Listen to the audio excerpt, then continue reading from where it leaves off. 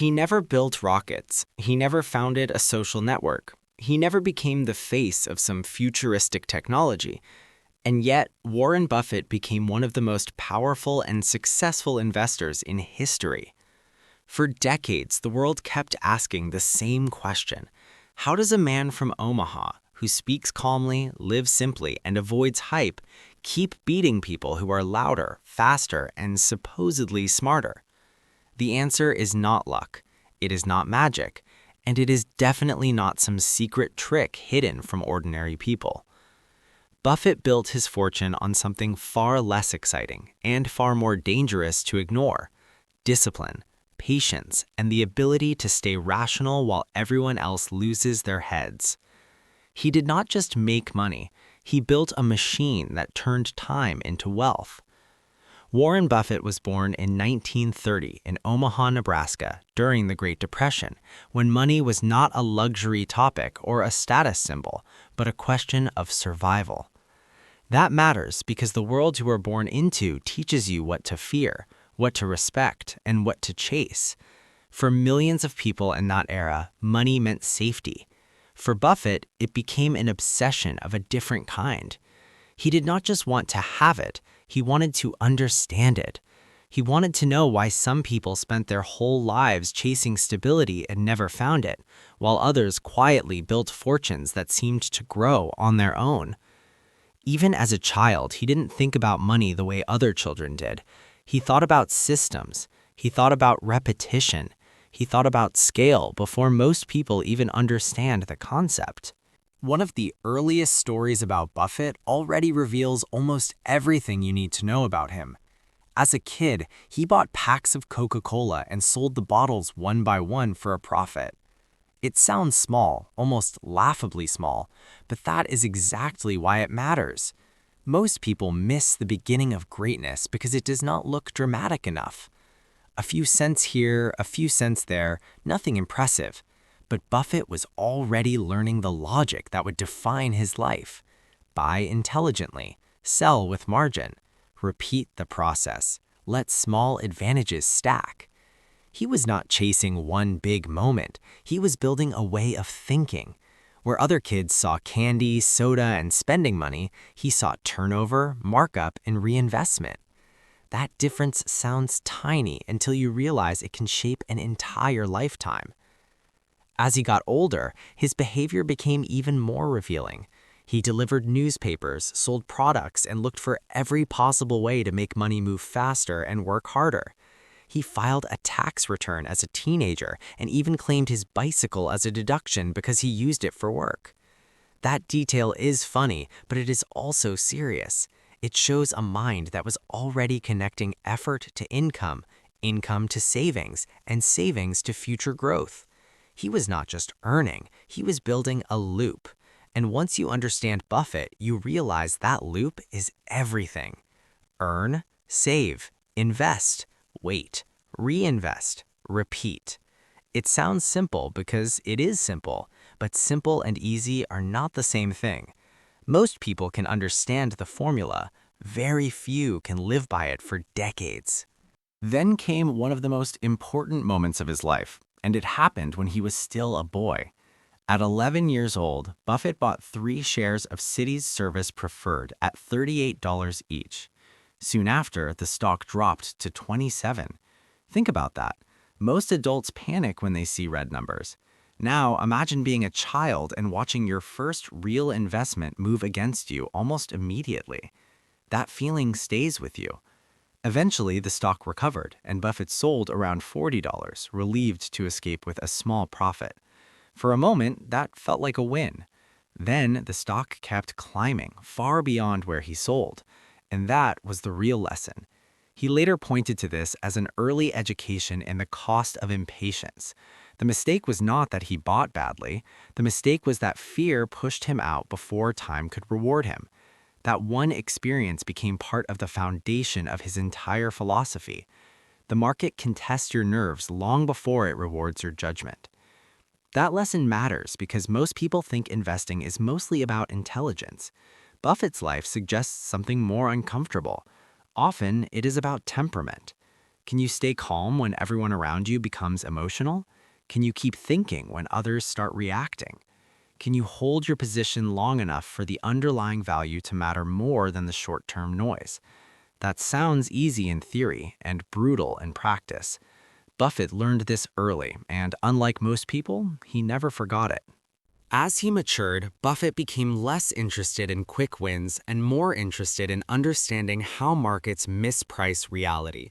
That search led him to Benjamin Graham and to the book that shaped him more than any other, The Intelligent Investor. Graham's central idea was powerful and almost philosophical. The market is not always rational, and price is not the same thing as value. Markets get emotional, they get greedy, they get fearful, they overreact, they underreact, they offer foolish prices in both directions.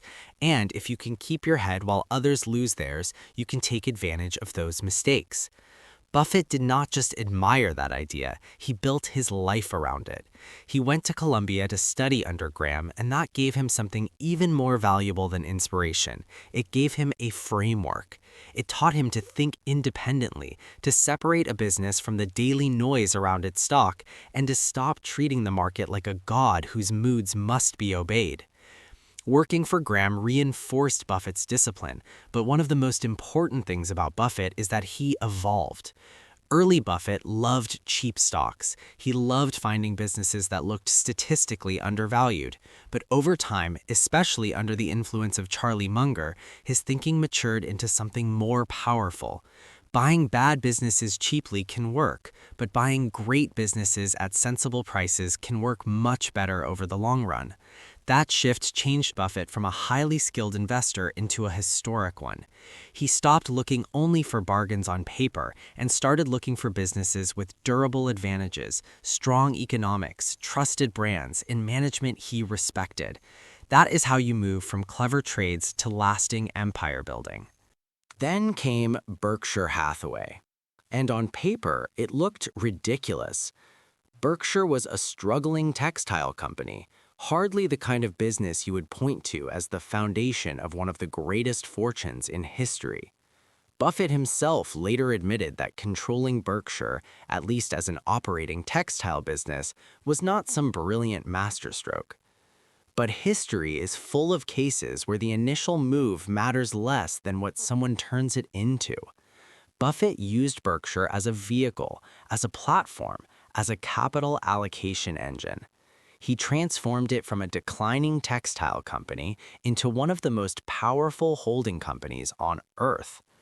That shift is one of the great business pivots of all time.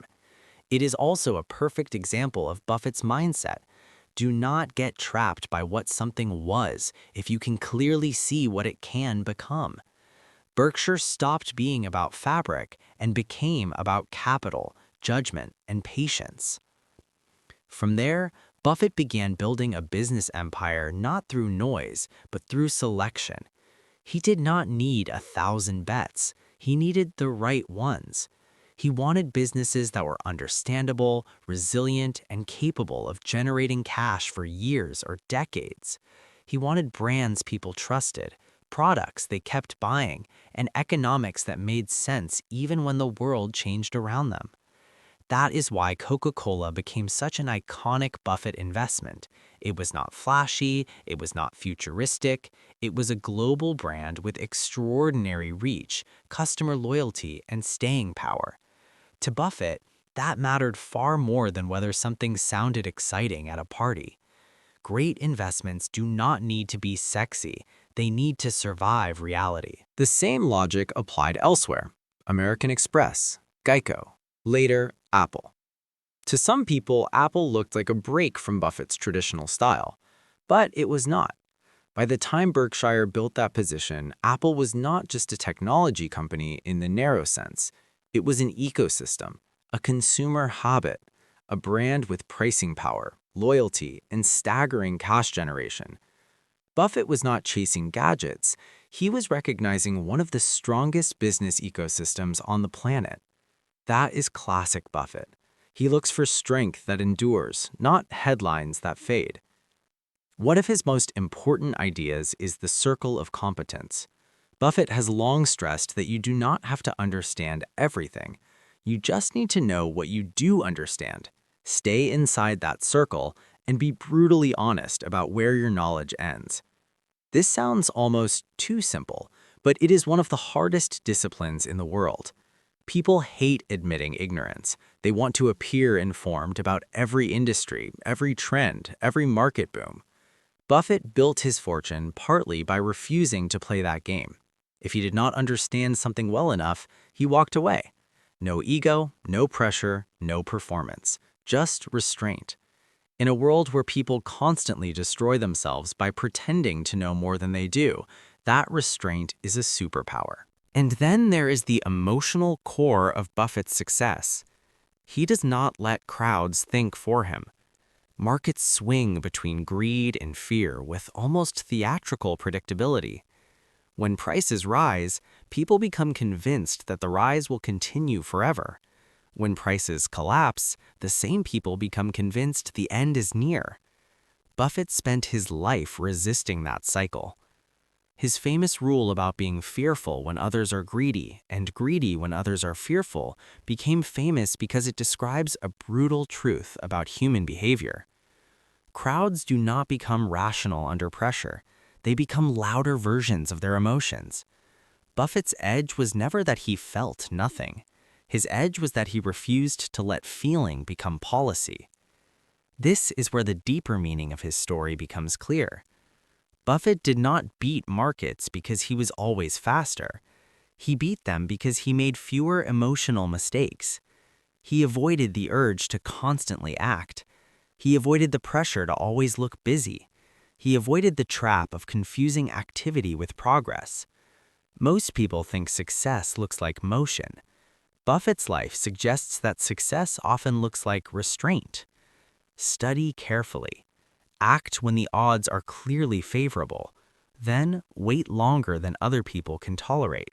That brings us to the force that made all of this truly massive: compounding. Compounding is one of those ideas people pretend to understand because the math sounds simple, but emotionally, most people do not understand it at all. In the beginning, compounding is boring. The progress looks slow. The numbers do not impress anyone. The payoff feels too far away to matter. That is exactly why so few people benefit from it. They quit before the curve bends. Buffett did the opposite. He stayed in the game long enough for time to become the multiplier. A huge share of his fortune came later in life, not because he suddenly became smarter, but because earlier decisions had been compounding for decades. He respected duration in a world addicted to immediacy.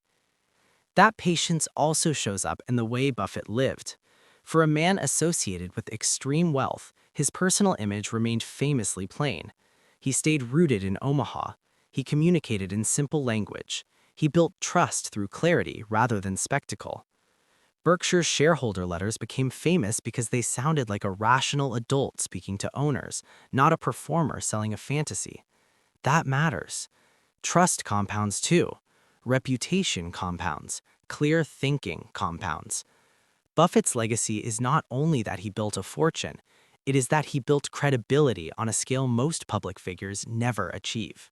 And as of 2026, that legacy is entering its next era. Berkshire's annual materials identify Greg Abel as CEO, while Buffett continues as chairman, a structure that reflects both continuity and succession. Berkshire also continues to frame management's role as stewardship of capital, not ownership of it. That language is not accidental. It captures Buffett's deeper philosophy. Money is not just something to accumulate, but something to allocate responsibly over long periods of time. There is also the philanthropic side of Buffett's story, which matters because it changes the meaning of the entire arc. Over the years, he committed to giving away the vast majority of his fortune, and Berkshire has disclosed additional large donations consistent with that long-running plan. That tells you something important. Buffett never treated wealth as a trophy to worship forever. He treated it as capital with purpose. First, allocate it rationally in markets. Later, allocate it in society. Same mind, same principle, different arena. And maybe that is the real reason Buffett's story continues to fascinate people. On the surface, it is about money. Underneath, it is about character, about calm, about the rare ability to think clearly while other people surrender to the mood of the moment. Buffett's life is proof that greatness does not always arrive with chaos, celebrity, or explosive drama. Sometimes it arrives quietly. A child selling Coke bottles, a teenager filing taxes, a young investor learning the pain of selling too soon, a man reading annual reports while the world chases the next big thing. None of that looks glamorous enough for most people, but history does not care whether a method looks exciting. It cares whether the method works. Warren Buffett did not become a legend by doing what felt impressive in the moment. He became a legend by doing what kept proving correct over time. He understood that markets reward discipline long after they punish hesitation. He understood that intelligence without emotional control is unstable. He understood that saying no to bad opportunities is as valuable as saying yes to great ones. And above all, he understood something most people never truly absorb. Time is not just a backdrop to wealth. Time is the engine. If you can pair time with discipline, clarity, and patience, the results can become so powerful that they look almost unreal. In the end, Warren Buffett did not just build billions, he built a worldview, a way of thinking that rejects panic, ignores fashion, respects reality, and trusts the slow mathematics of good decisions repeated for a very long time. He proved that the loudest person in the room is not always the strongest. He proved that brilliance is often less important than steadiness. And he proved that while the world is busy chasing speed, the patient person who truly understands value can still outrun everyone.